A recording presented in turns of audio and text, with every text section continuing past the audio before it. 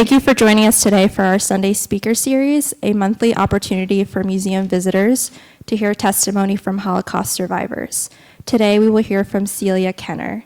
Celia was born in 1935 in Lvov, Poland. When the Germans invaded in 1941, her life totally changed. She will tell us about her experience during the war and afterward. We invite your questions at the end. Thank you, Celia. Are you ready? Great.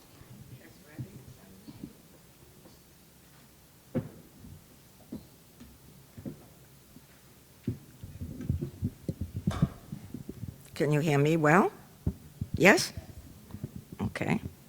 So, good afternoon, and thank you all for coming to visit our beautiful museum and to hear my own stories about survival. So, good afternoon to all of you. Being a survivor and a true witness, I feel that it is necessary to study evil in the past, to understand freedom and justice today. Because as long as you know and are aware of the men, women, and children who perished and those who survived, their beliefs, desires, humor, sadness, horror, and love, they'll always live in your minds. Their and my painful story is our legacy to you, so that you can be on guard against first signs of tyranny, inhumanity, and injustice. It is therefore my obligation, I feel, to pass this story from generation to generation. So I generally speak to youngsters, both Jewish and of non-Jewish faith, because they can easily relate to my story, since I was a young child at the time of the war. Before going into my own Shoah story, I will tell you, I have no numbers on my arm. I was not in a concentration camp, and I came to the United States with both of my biological parents. That having been said, now I will tell you my story.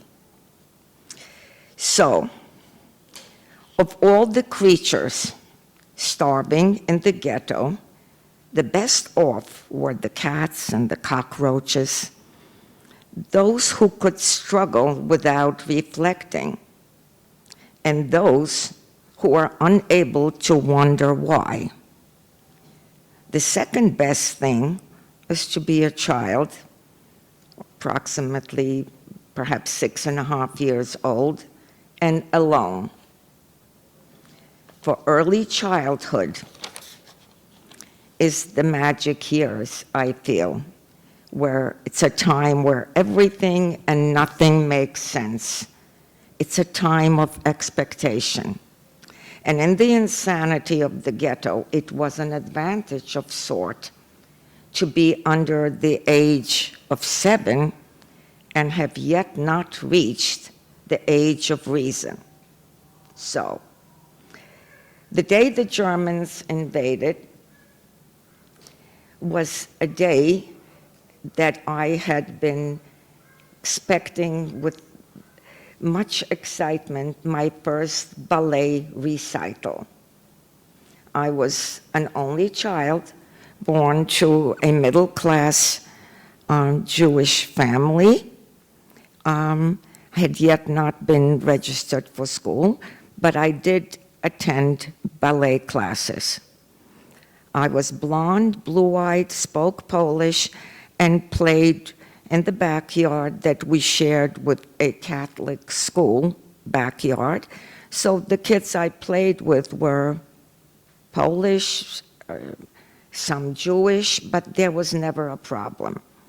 So I'm all excited about this ballet recital, and Germany invaded. We were occupied by Russia at the time, and the day that the Germans invaded, my father was drafted to the Russian army, never to be seen or heard from again.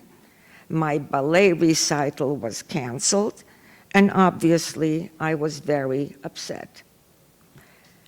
But being a child, perhaps a day or so afterwards, I went out to the backyard to play with my friends.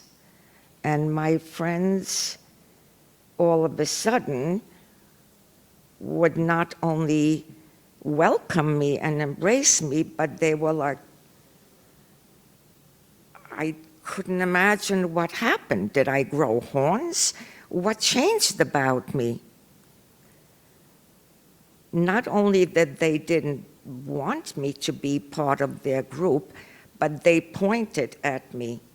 Well, being pointed at meant to be rounded up. I can only compare it to the ASPCA today being called to collect unruly dogs. The kids, my friends, didn't want me. My mom was in the house. She always knew that I was safe in the backyard, but things drastically changed as soon as Germany invaded, and being pointed at meant being hauled onto a truck with other unruly Jewish dogs, children, and being taken to unknown destinations, never to return. Well, I couldn't prevent from being hauled onto the truck, and there was one guy collecting more unruly dogs and one guy manning the truck. So I'm on the truck, and there is a chain, and there are kids behind the chain, and they're crying and vomiting, and I somehow had the fortitude to approach the captor, the guy who was manning the truck, not the one who was collecting unruly dogs. And I grabbed him around his knees and I asked, "Do you have children of your own? And are they as innocent as I? Why would you want me to be on this truck? I didn't do anything wrong." I must have, I guess, touched a sensitive note in his heart, and he grabbed me by my long blonde braids, threw me off the truck, and said, "Do not come back during daylight hours." I guess I ran around the streets, and by the time I returned in the evening, my mother was already mourning my death. No one came back off the truck. I did. Life changed drastically after that because we were no longer allowed to live in our homes. Everyone had to gather their immediate belongings and marched into the ghetto. So it was an aunt, uncle, two cousins, a boy and a girl, older than I, and my mother and myself. We had to leave behind our home and everything and go to the ghetto. I guess I was, as I said earlier, not yet processing or thinking. A new place. I had two older cousins that tended to be, be a little kinder to me and kept me calmer. And the conditions that we found in the ghetto were very difficult and sad, but I didn't process it. It's like I compare it to an insect crawling on the floor. They don't process, they don't think. If you step on that insect, it'll still keep running, even though you think you've got it, right? It'll still keep running. That was I. I didn't think. We lived in very tight quarters. Food was becoming hardly there. But I still had my mom and my family. And as bad as things were, I cooperated. It wasn't too long after that my mom, who was young, strong, and beautiful, was drafted against her will to work outside of the ghetto in a forced labor camp. Did she want to leave me? Of course not. Did she have a choice? Of course not. Did I cry? Probably. I stayed with my family, and my cousins and my aunt and uncle tried to pamper me somewhat. And I did as best as I could, and then it became a natural event that every few days or once a week, I don't remember the frequency, the German soldiers would go on just a killing spree, meaning just finding Jews and children who were not in hiding and just taking them away to unknown destinations and never to be seen or heard from again.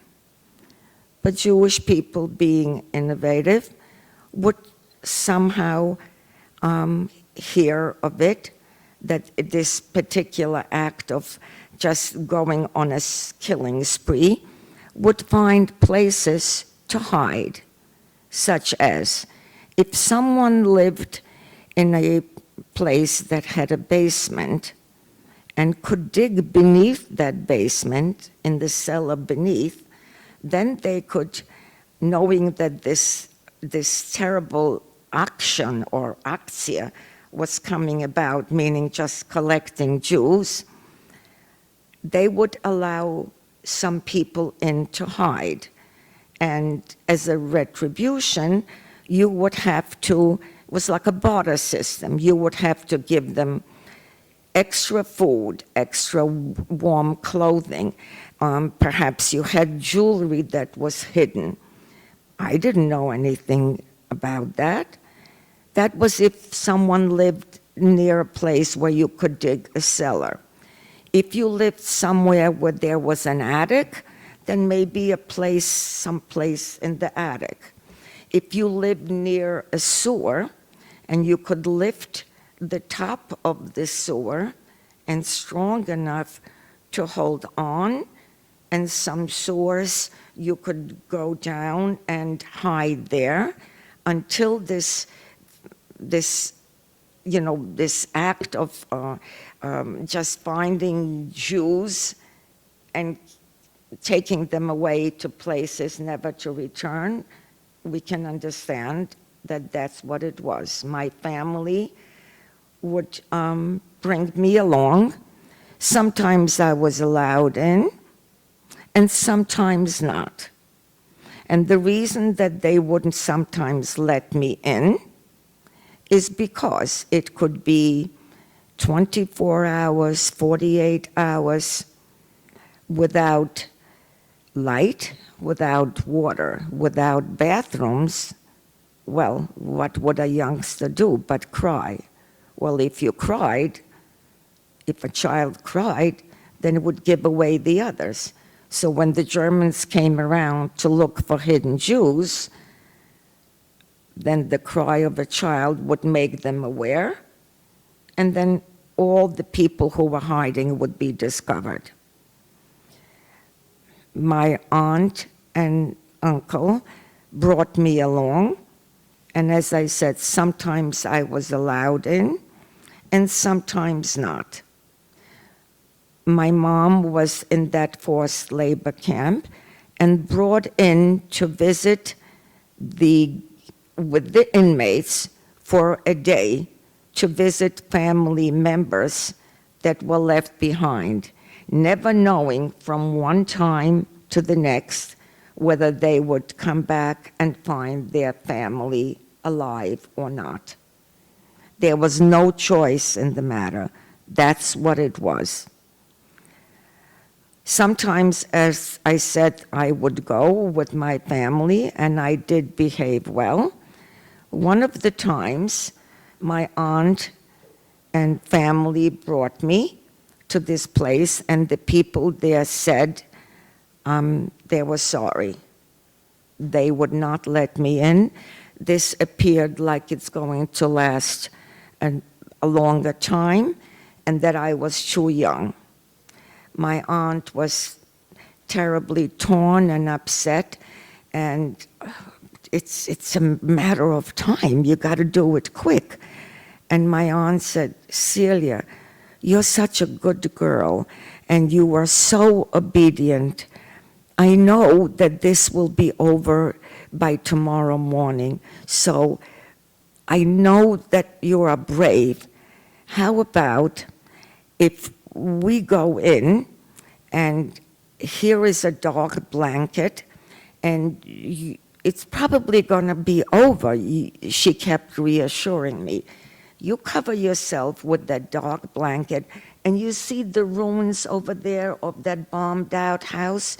You go into those ruins and cover yourself, and I'm sure by tomorrow morning we will be together again. Did I have a tantrum? I guess not. I did as I was told, and night fell, and I covered myself, and I heard distant gunshots, people screaming, but I dozed off, and I slept, and I thought that I'm dreaming, but it came closer. It was clicking footsteps that were coming, and I'm not dreaming. And then as the footsteps come closer, my aunt's voice rings out. At first I didn't recognize it, but then she said, Celia, Celia, if you're here, and if you can hear me, we won't see you again. It wasn't a dream. The place where my uncle, aunt, and cousins, and all the other Jewish people who were in that hiding place were discovered, and we never saw them again. So now I'm alone. I cannot contact my mom, but I need to live. But I have no one to go for help or for any kind of support. I wandered around and I guess found scraps of food covered with lice and dirt, but I lived. Somehow, I guess I didn't reason, and it was just one goal, was to survive. Being a little girl, I loved dolls, and I would see that sometimes in these, whatever they were, like, like a dorm, long room with people who, would get their food rations and tend to their children, when they knew that this German time when they were collecting, just Jews and children to have fewer, the parents would go into hiding, but obviously they couldn't take their babies because babies cry. So they hoped that the babies wouldn't cry and they would take the older children. And I'm like watching this, babies, they're like little dolls. So I started watching the babies, meaning when the Germans came looking for hidden Jews, they didn't pay attention to the baby, but if the baby cried, well, that annoyed them, and without thinking and on their way to find more hidden Jews, they would take the butt of their gun and permanently silence the baby. But I'm watching a little doll, I'm playing with them, and the parents would leave behind little pacifiers or a bottle or even a little bowl with water that had sugar in it and a little piece of gauze or cotton. And if I put that around the baby's lip and the baby didn't cry, then the Germans looking for more hidden Jews didn't pay attention. If the parents came back and found the baby alive, well, now they watched me and they took care of me a little, and they shared their food rations a little bit with me. When I was covered with crawling lice, they would take a can of kerosene and pour it over me. The smell stayed, but the lice were not in my ears and nose and whatever. I couldn't contact Mom, and Mom, who was intermittently brought back to the ghetto to visit relatives, and asked if anyone knew of her brother, sister-in-law, and niece, nephew, and her child. We didn't see them, so you didn't see them, they're probably dead. Mom assumed that I'm dead. And I wasn't hysterical. I just continued to do whatever it needed to be done just to live. If I'd be in the bathroom for a couple of days because I was sick, if no one came looking for me, that's where I was. Once I started watching the babies, then the parents became a little bit more concerned and watched me.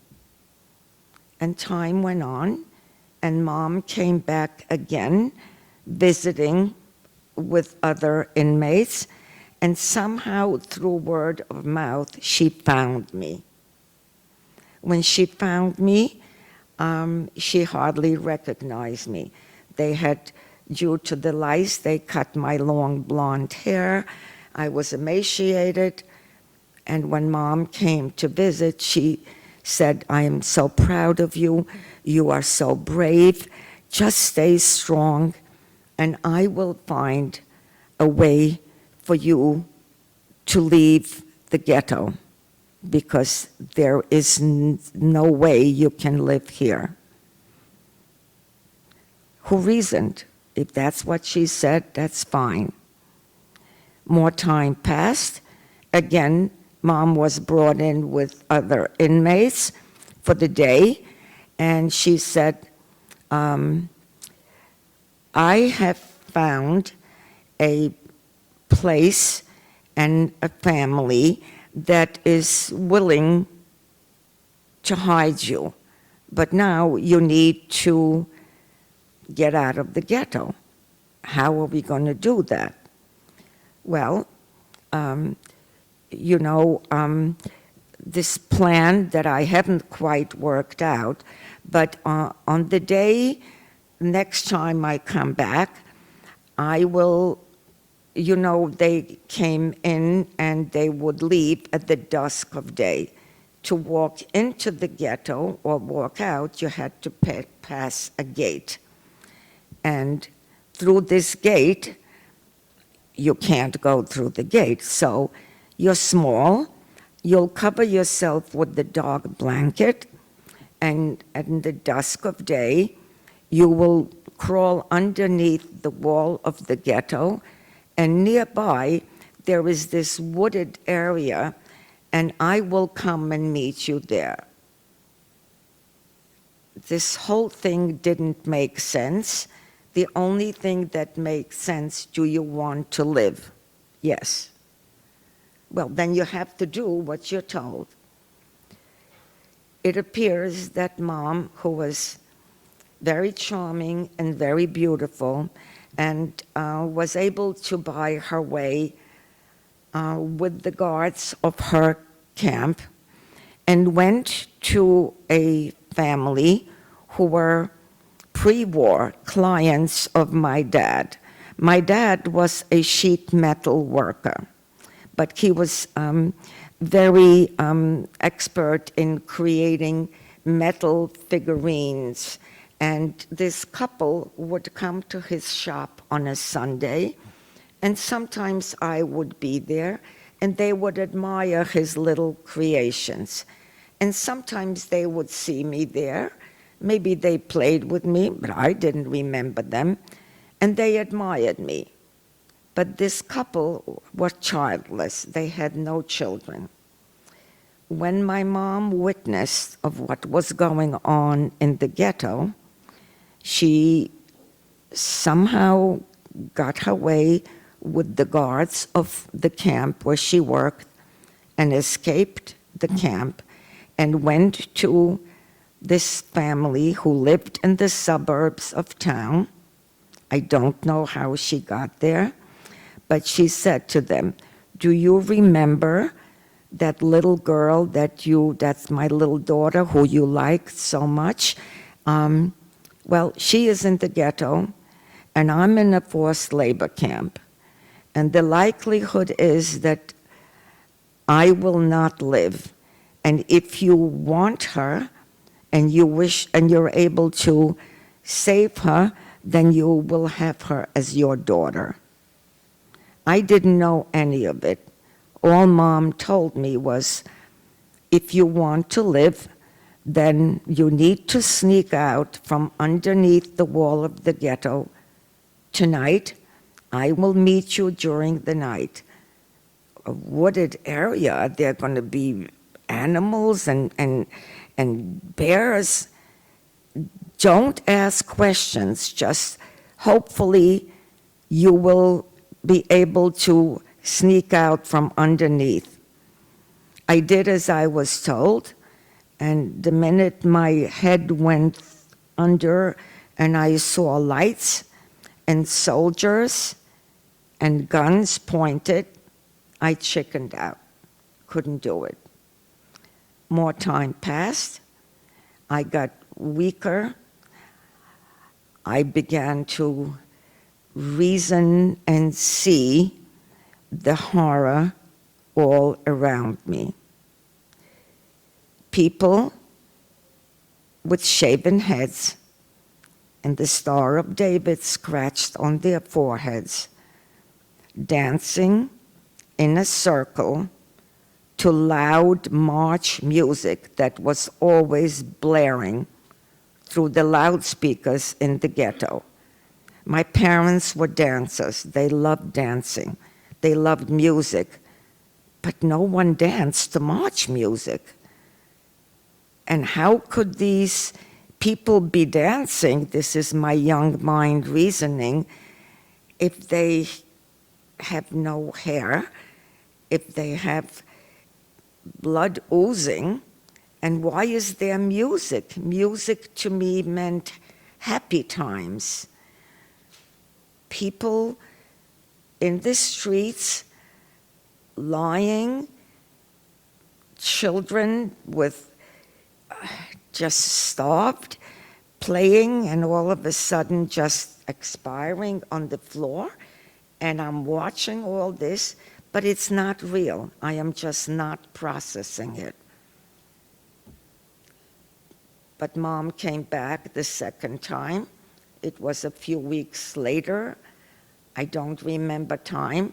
And she said, "Celia, I have found out that the ghetto in Lvov, which is now Lviv, it's now Ukraine, but it was a major, large city, still is a very multicultural city. was at that time that Mom was told that the ghetto will be finished. No more ghetto. They are closing down the ghetto, and whoever is there will be taken away onto trains or killed and never again. So, if you want to live today, we must try a different way, but you got to get out. There will not be another opportunity. So take that dog blanket that I have given you, or maybe she gave me another, I do not remember. At the dusk of day, when I and the other inmates of the camp that I'm going back to are exiting the ghetto to go back to their camp, you cover yourself with that blanket and try to mix in with the crowd. And once we get through the gate, there is that wooded area nearby, and you sit there, and I will come during the night, and I will meet you. I covered myself with the blanket. I succeeded in getting out through the gates of the ghetto. And it was March, and it was a moonlight night, and Mom said to me, once you get out through the gates of the ghetto, cover yourself with the blanket, but make sure you cover your nose, because you have a long nose, and that will give you away as a Jewess. And Jewish kids or adults can't be outside of the ghetto. I did everything I was told, and now I'm outside of the ghetto, and I'm going to this wooded area that I thought it's some sort of a horror park, but I recognized that it was a park that Dad used to take me to on Sundays for picnics and a merry-go-round. And I stayed there, covered with the dog blanket, and during the night, I don't know how, but Mom came and met me. I don't remember how, but how we went to the suburbs of town to the woman or the couple who had agreed to hide me and have me as their child. I didn't know the details. I was starved, sick, frightened.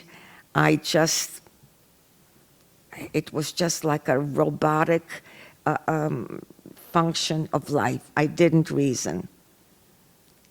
We came to the place in the suburbs of town. As I said, I don't remember how we got there. Mom and I hugged, we kissed. Neither one of us cried, but we both knew that we will never see each other again. Excuse me.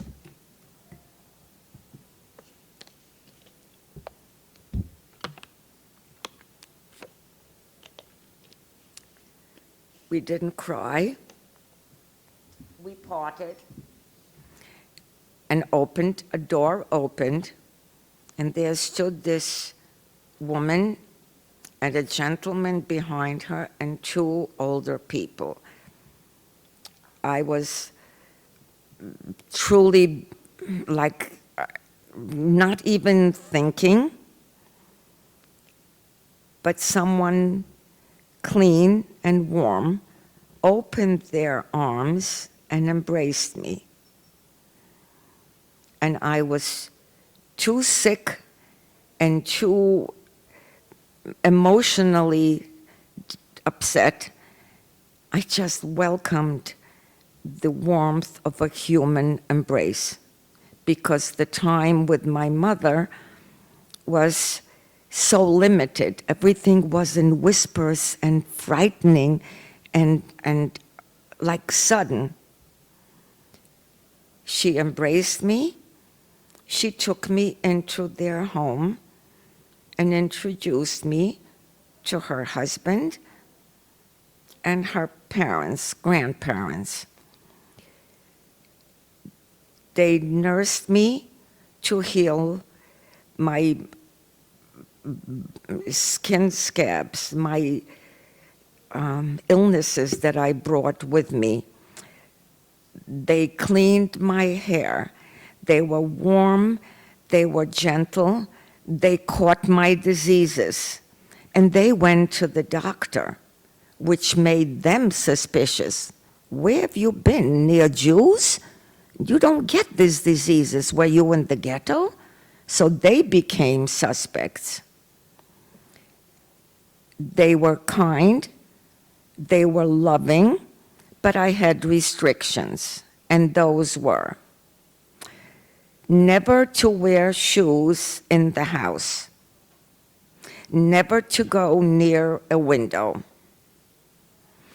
to go into my hiding place, that was my bed and my place to be when anyone wanted to come into their house, which was in a back room, in the basement, inside a closet. They never reprimanded me for wetting my bed, for being sick, for not getting up. They took care of me. As I said, they caught my diseases, and I couldn't quite understand where all of a sudden that I had kindness and love and the embrace of a human with what I just had experienced in the ghetto. I had loving parents, or what I started to believe they were, and grandparents. And my family, my adoptive family, were academics. My father was a professor. You notice I started calling them mom and dad. And I had grandparents. They lived in the suburbs of town, and in the back of the house they had a barn. And in the barn they had some animals strictly for their own use. It was a cow and a goat and chickens. And each member of the family would take turns to feed the animals, except for my grandfather. He was becoming, like a little bit too old to do this. But they would daily, when each one would come and collect the eggs or the milk, they'd let me touch the warm eggs, taste the warm milk, and that as soon as the war is over, you'll be able to go there and see it and be with the animals and see all that's happening. I slowly started putting my past away.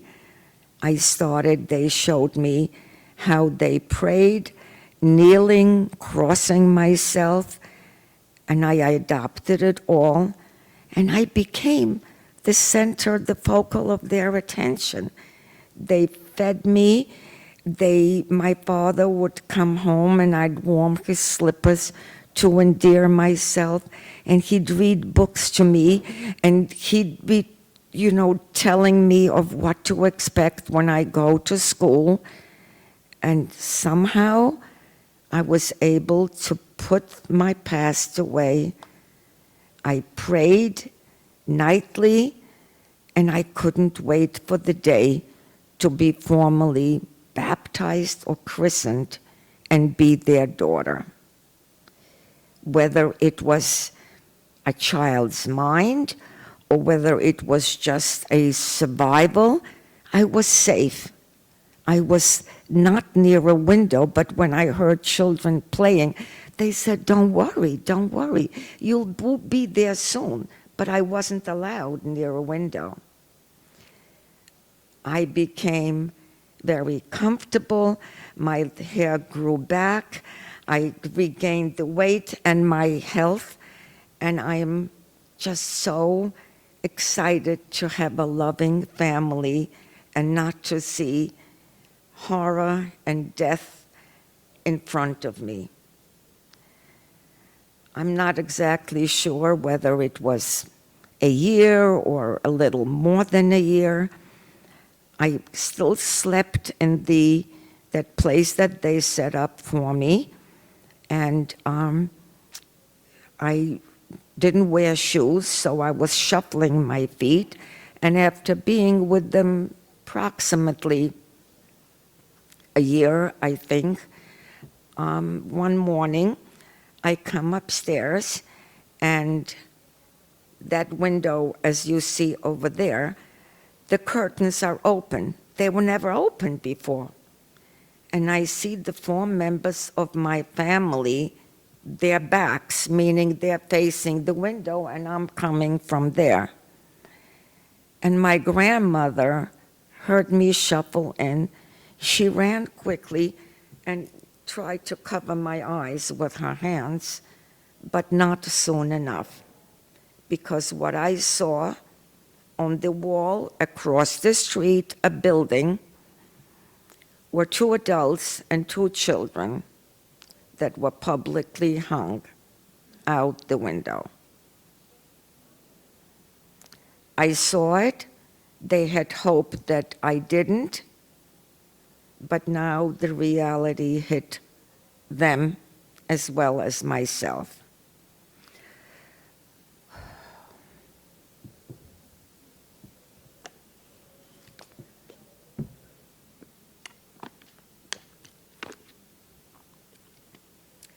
We had a family sit down at night.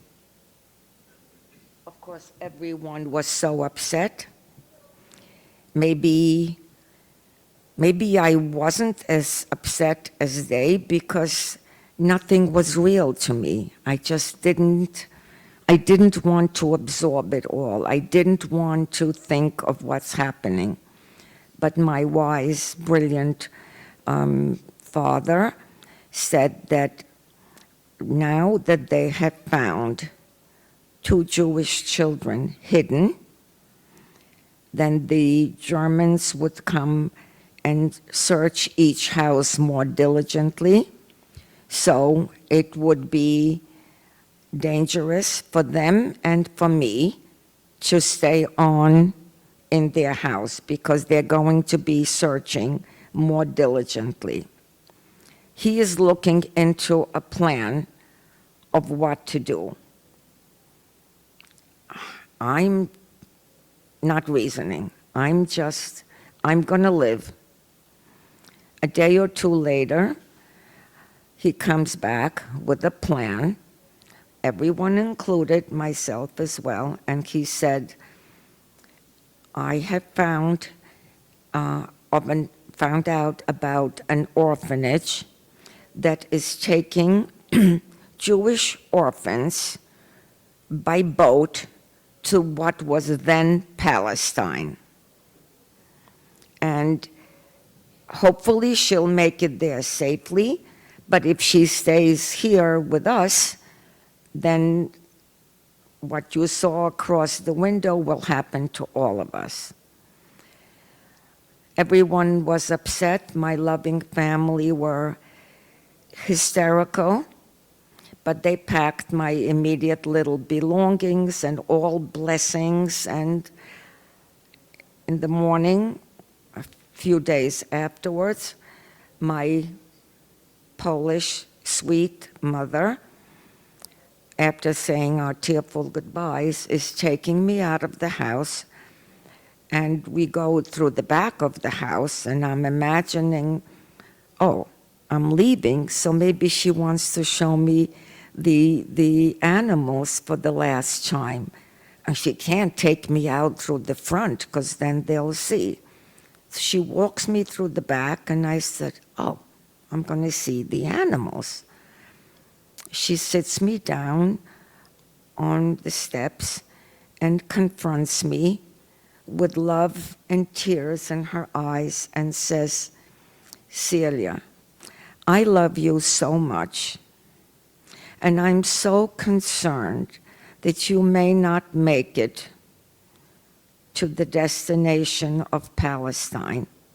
And I know what a good girl you are.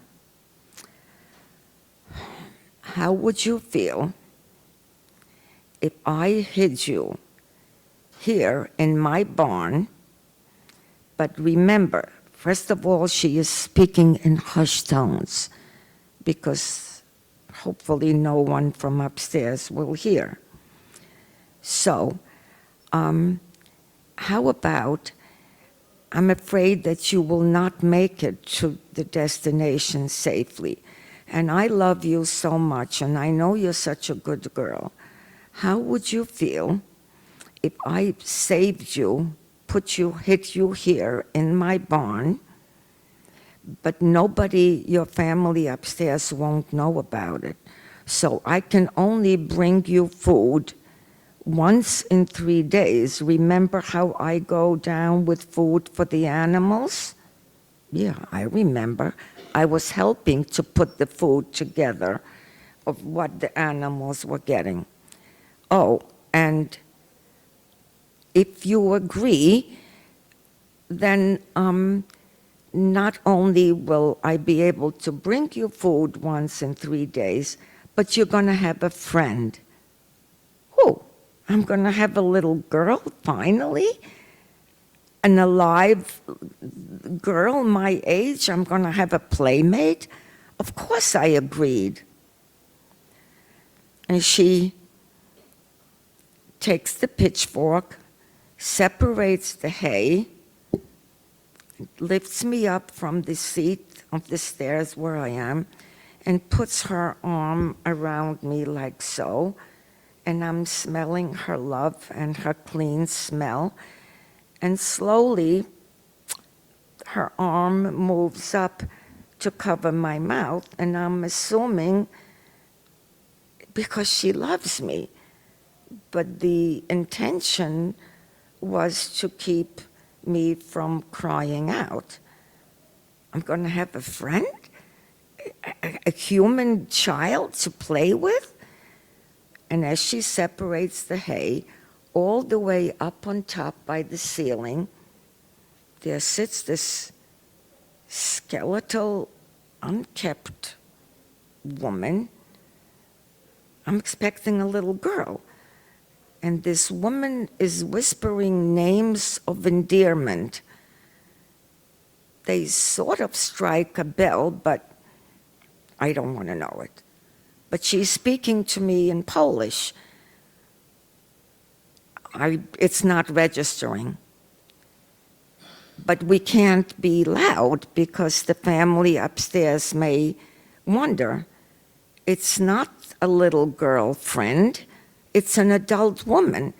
And the names she is whispering, I'm rejecting them until she says, Celia, or in Polish it was Cilla.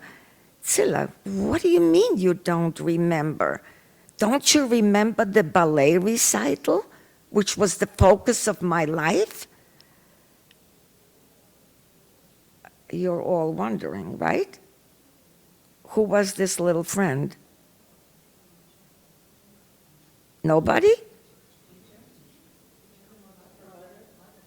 It was my biological mother, who, by whatever my mom did, her beauty, her charm, saved her and my life.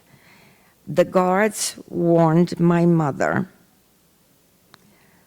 a week or whatever before, telling her that the camp that Mom was working at will be exterminated. So if you don't get out by such and such a day, everyone, including you, will be killed. Mom loved life, she loved people. With her smile, she lit up the world. Having nowhere to go, she came to the same woman who about approximately 10 months or a year earlier, she had given me. She came to this righteous Gentile woman and said to her, I'm obviously not coming here to reclaim my child. I'm not coming to you to put you or your family in danger. But you are a God-fearing, decent human being. Is there any place around your property or nearby where I might just be there and just die of natural causes other than be dismembered, raped, attacked, and this woman couldn't think of where she would, have my mother go. She hid my mother in that barn for about maybe 8 to 9 months while I was upstairs thriving. Therefore, Mom only got food every third day when it was her turn to feed the animals. Can you imagine how a beautiful woman would change so drastically? She was emaciated, she wasn't, she was neglected. How much could you do with 3 pails? One was water, one was empty, and one was food soaking on top that had to look like animal food. Obviously, when we were, joined together, Mom slowly recounted the story and my life until that point, and I did accept it, because the alternative meant to die. I was in better health and in better physical condition, and I would sneak down at night and get some of the extra food that would be standing in pails and barrels near where the animal food was. One of us was able to sleep while the other one would stay and make a noise so that the rats wouldn't come at you. One of us was able to push the other out of the way when Germans came with pitchforks into the hay looking for hidden Jews, and yes, they did come very often. Fortunately, they never found us. As long as I was able to get this extra food and to have someone to talk to, we both diminished in health and appearance, and Mom kept me alive as long as she could by telling me stories of my life pre-war that brought me back to a life that was full of joy and family and certain favorite foods of mine and games. And she would come every third day and bring us the updates of the war and of how things were going. One day she came and she said that part of a bomb or a grenade hit her house, but not the part where her family was sleeping. So none of them were hurt, and that's probably God repaying me because I am saving 2 lives. And we stayed there. Mom and I do not know exact, but I would say about 1.5 years. And finally she came and she told us that we were liberated by Russians, and now we needed to leave and get out, but not for her family to find out what she did for 1.5 years to put them in danger. I do not remember how we made our way back to the house that was ours pre-war. We were liberated by the Russian army, and yes, from what I hear, I was a child, that they were cruel, they were kind to us. They taught us how to eat normal food, how to stand up straight. They healed us, and we were This was in my house before pre-war. I no longer went out to play with the children. I am now a seasoned adult and a Jewish adult. I never played with those kids again. It was a few weeks afterwards that the super, who was the same super we had pre-war, came and gave my mom a letter. And the letter was from someone in Russia looking for his wife and daughter. He didn't know who it was, but he presumed it was my mom. Mom looked at the letter and she said, I recognize the handwriting, but not the name. This is no one I know.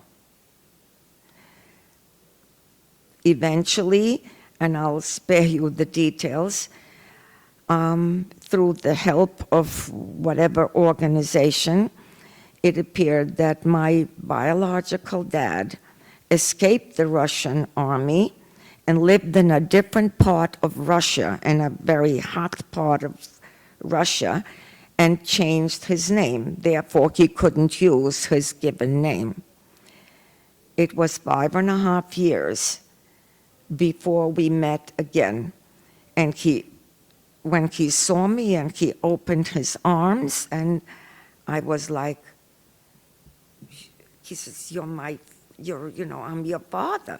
You're my father. Where have you been? I couldn't quite. And he was so upset because I was an only child and I was really daddy's little girl, until he pulled out of his pocket the photo.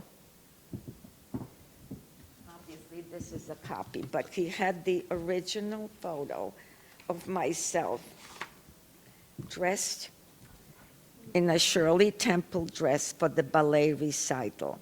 That ballet recital was what brought it all back together.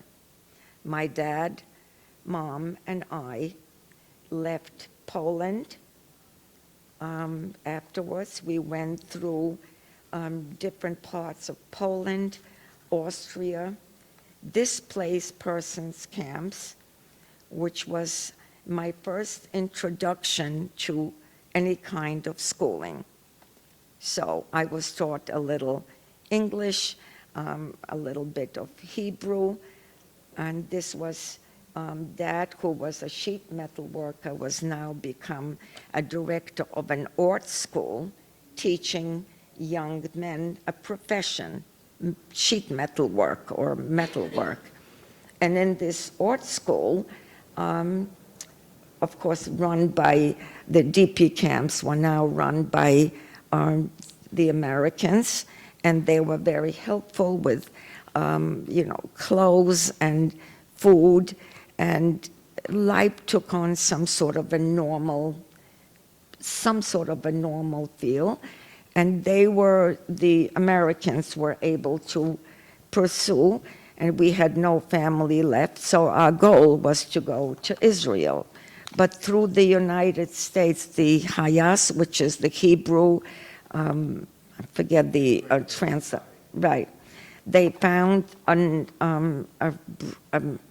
uncle of mine, my mother's brother, who immigrated to the United States pre-war, and he was able to sponsor us.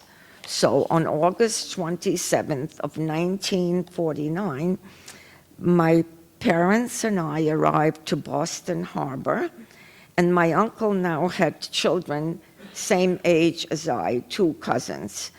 And when he brought me up on board the ship, not New York Harbor like this, Boston, and he said, Celia, now you're a young woman in a free country. You can do what you want, say what you want. And I'm like, I can do and say what I want? I was stifled. I said, well, if that's all I can do, and this is a new life beginning, then let's call this my birthday. I am wanting to start life again. So,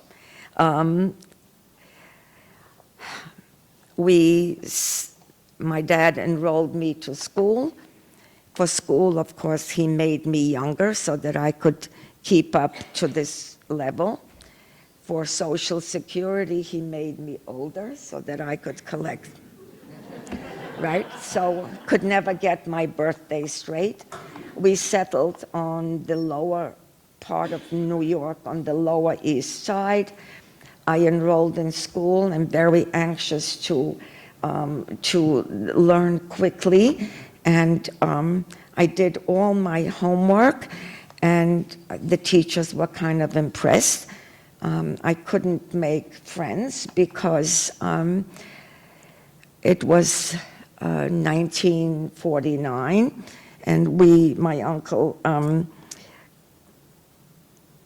my uncle took my dad to work for him. I'm in school, mom is working, and we lived in this little railroad apartment, and I hear my parents whispering, and mother is crying, and we couldn't afford a doctor, so mom went to a clinic. She was in her mid-30s at the moment, and she went to the doctors, and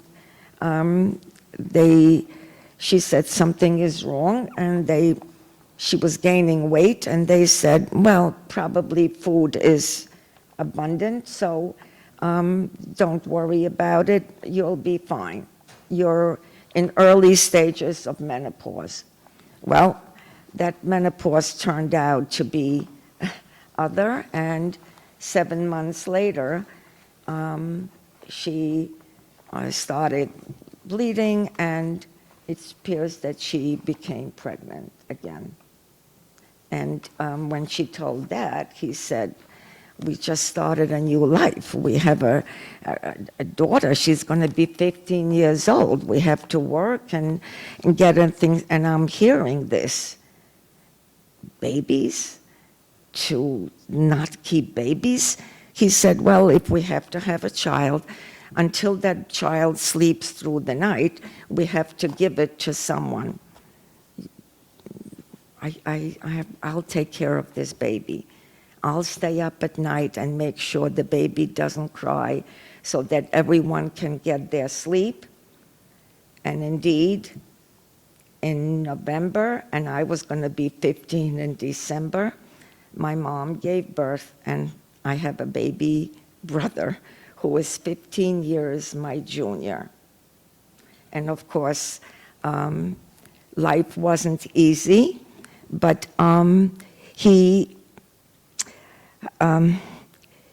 sort of became the joy of my family's or my father's life, because he was gone all these years in Russia, and we built this life together, the four of us now, and it was, I didn't have an opportunity to play and have good times with American teenagers, because I went to school, I watched the baby, and I'm just not yet an American. I'm still living in those dark times. But time moved on, and I wanted to put away everything that happened to me. I don't want to remember. I'm an American, and my instinct as a survivor was to bury my past in order to live and raise a family in a peaceful, free country. So I'm now 18 years old, and I graduate high school, and I distance myself from this ugly past, but the more I distanced myself, the deeper my feelings went. So I decided, I have 3 children, and my youngest child, who is 10 years younger than the oldest, attended Barnard. And at the time, they started plans to build this museum. And Mom was always telling them details. My mother was telling the children. I never wanted to talk about it. It didn't happen to me. I'm an American. But this youngest child who, was, I think, a little bit more separated in time, because 10 years is a difference in how my emotions worked. And she convinced me that I should start telling children about my story. And so slowly I did. And I found that children, many do not know about it. And children, even today, are told by their friends, their parents, their neighbors, don't listen. There never was a Holocaust. I get that. Even children here that come to, for a tour, they come because the school brought them. And I have children coming up to me and saying, can I touch you? Can I have a picture with you? Yeah, why not? Don't I look like one of your grandparents? No, because you couldn't make this up. And my father, my uncle, my mother's boyfriend, they're telling me, don't listen. There never was a Holocaust. She is making this up to get attention. Can you imagine? Survivors will not be around that much longer. It's 72 years since the Holocaust. If I don't tell my story to students now, who will? Already it's denying. So I find that it is important to tell children, and it is now twice I have gone, where I go with students, high school seniors, to a program called March of the Living, where I take the students to Poland, to the concentration camps, even though I was not in a concentration camp, even though I don't have the numbers on my arm. But that is the truth in history that many are denying. And it is my obligation to make students aware that there was, and that they do whatever it is that they need to do to be kind to each other, to even without, look at what is going on with the bullying that children are doing to each other now. But that's what happened to me. Why are kids doing that now? Hopefully my telling them the story will help them. So that is something that I hope to do for as long as I can. And it is the students who are our future, and my obligation to keep teaching them and telling them the story. So I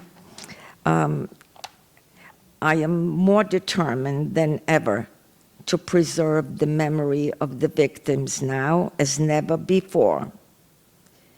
As each year passes, the enormous events of the Holocaust threaten to recede even further from society's collective memory. And closer to home, with each passing year, we sadly lose mothers, fathers, relatives, loved ones who stood witness to the Holocaust. More than ever, my obligation grows more pressing to assure the survivors that their stories will live on. Therefore, I am committed to memorialize those who perished, pay tribute to those who survived, and to educate future generations, both Jews and non-Jews alike, about bravery, survival, rebirth, and the values of human life. Thank you.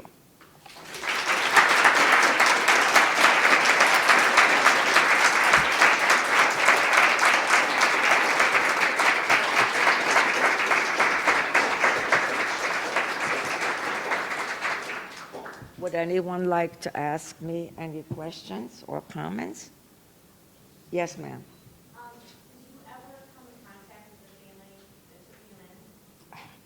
Well, my dad started searching as soon as we left Poland and were in the DP camps. And okay, at that time it was difficult in the, late 40s to find. But as soon as we came here to these United States, we started looking, or, even here from the museum, we started, a search for them. And it appears that their last name was Eckstein. So they had sort of they were Volksdeutsche, meaning their derivative initially was something German, which means they weren't very favored by their fellow Poles. And being that they were academics, they left Poland, didn't want to live under Russian, then, and they moved on to Great Britain, and no, we could not find them. But I did, memorialize them at Yad Vashem, but no, we couldn't find them, and by now, even, when I gave testimony to Steven Spielberg, because they were righteous Gentiles, and no, we could not find them, most regretfully. So, anything else? Yes, sir. First of all, thank you very much for coming to talk to this group. I didn't have a chance to hear your whole thing, but I want to know your parents. Two things. Did they have other survivors, a circle of friends? And number two, did they talk about this to you, to each other, or anybody else? These experiences. Right. Yes, there were, immediately there was my father's story of Russia paled, because mom was always, that. And, mom was always, talking about it. And she became the heroine after all, because look what she did to save me and herself. Did they talk about it? Always. I was the one that said I would not let her. And still, I don't know, perhaps it's something in me. I speak of it, and yet I don't quite put myself that I was there. It's sort of like maybe a child who doesn't, right, I don't want to. I worked hard at, trying to, lose my accent. But I was married to a survivor who was actually a student in my father's art school in the DP camps. But he was in Russia. And although life was difficult there, it was never, it was never the threat of death. So his story sort of paled in comparison. But my parents always did, and my husband worked hard, and if I wanted to indulge myself in, a little whatever, a piece of, jewelry or whatever, you can't do that. Your husband is working so hard. You need that, because the fear, you need that, what if, God forbid, it happens again? You need to have something to hopefully buy safety. So it wasn't an easy life, for sure. But I was able to put it away so that I could speak to students and deal with them now. And I find that very rewarding, very rewarding. My recent trip, I just came back April 22nd, and one of the students who's already calling me my nickname, because I am Gigi to all my grandchildren. And by the way, every time there is a celebration and we're all together, I now have 3 children, 7 grandchildren, and 3 great-grandchildren. And whom to toast, if not one righteous Gentile woman who made this possible, right? So people ask me, you're going to Poland when Poland is wiping their hands clean now that they had nothing to do with the Holocaust?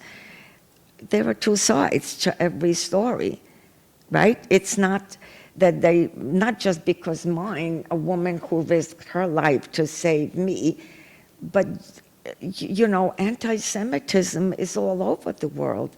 How not to go, how not to teach students today of what was and what is, that I am alive and able to show them the history.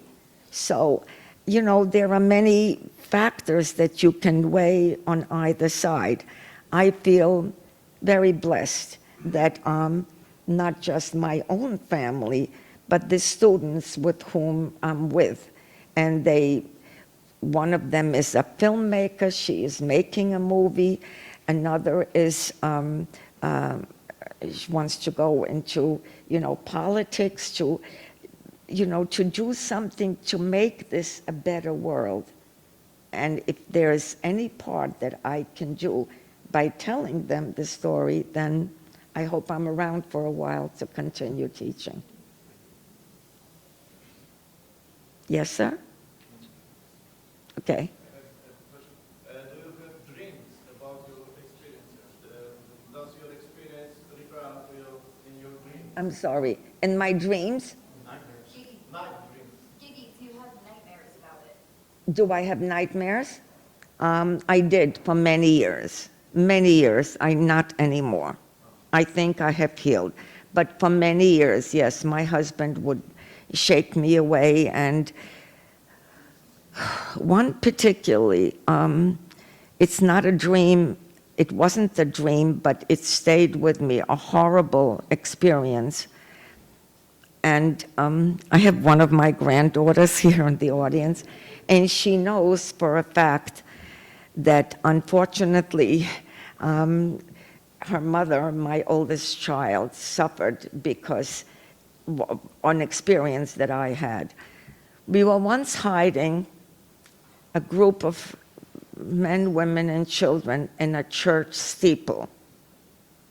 And it was very cold.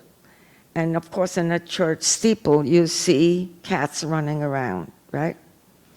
But everyone is quiet and huddling together, and a woman with a baby, you know, all wrapped in blankets, and fall asleep, and the baby is quiet. And in the morning, or the crack of dawn, when everyone is getting up, this woman is looking down and to wake her baby, and she is pushing, and I didn't see it, but I saw a cat running away. Well, the cat was cold too, and it sat for warmth on top of the baby blankets and suffocated the baby. For all my life, since here in the United States and even now, and that I have nightmares about, when I see a cat, I'm there. And one time it happened in my home when my oldest child was maybe 3 or 4 years old, and I put that fear into her. If she sees a cat, and that's something that I still have. I see a cat and I am, you know, it's with me. I can't shake that. And I know that cats are innocent. The cat didn't suffocate the baby, was looking for warmth like a human. But so it remains. You were asking, yes, hon? I was going to ask you, do you ever hear, even though you're sitting, even though, Can you speak a little louder or closer, please? do you ever see signs or do things ever happen for you living in America where you have fear that that could even happen here, a Holocaust? Do I fear? Do you see signs? Very much. Do you fear that that Very much, yes. could happen? Very much. Particularly, as I said, because I was a child and because of what is going on in the schools now, children victimizing abusing each other and doing these horrible things to each other. It reminds me of what was with me. My fellow, kids didn't want me. of course, that's like a prelude. That's how it started. I couldn't reason then, but unfortunately, I can reason now. Yes, I am very frightened. I am. With whatever, swastikas and, I see a swastika and I remember as young as I was having that yellow star on me. But then, and then I'm leaving the ghetto and I'm Polish and I'm wearing a cross. So it's a lot of mixed emotions. But yes, I am afraid, very much so. Very much so. I was just going to say, when I went to Hebrew school, I always learned about it, and I had family that died in the Holocaust. I'm sorry, you have to come up a little closer, I apologize. I have family that died in the Holocaust, and I went to Hebrew school as a child, and they talked about it all the time. And it is a fear when I'm seeing things or I'm hearing people are feeling very free to say, I hate this one, I hate that one. It's like sort of, okay, is this how it starts? Is this what I'm afraid? So much hate. Was that like that? Was there any sign like that in? No, I did not experience it, no. I tried so hard to become and be an American. I worked on my accent, and I still have, I'm sure that I have an accent, but my goal was to become an American and never remember this, never. But now I realize in what I see that is going on, that the little bit, if I can, hopefully even one child, will make that adult work harder and hopefully prevent it. Am I frightened? Very much so, yes, very much so. Yes, when you make the trips to Poland with the students, how many students are on each trip, and how many of those trips have you made?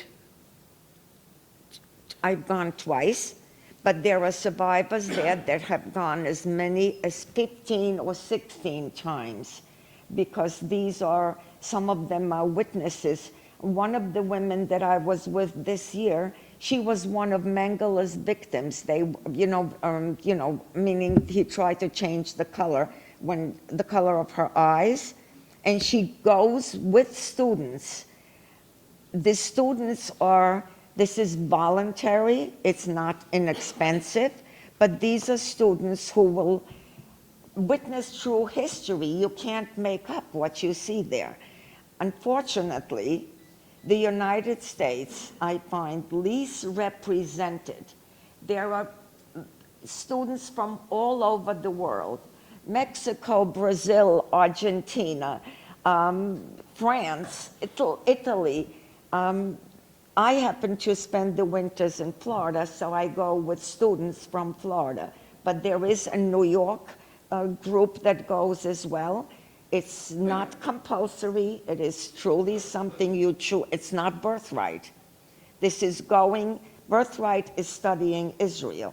This is Poland, and seeing the truth of the death camps, of the ashes, of the walls where you see fingernails of people scratching the walls because they're going into the gas chambers. I didn't see it, but what I see now, I didn't see it when I was, during the war, but I see it now. How important. And I am so, I feel so confident that because of these large groups of young students who are experiencing this, that they will prevent, hopefully, and that it'll never happen again. It is the most amazing experience. It's like, having giving birth to your first child, or see a child get married or graduate. That's the emotion, and I hope I can continue going. And hopefully some of the kids will make the difference that we need. So.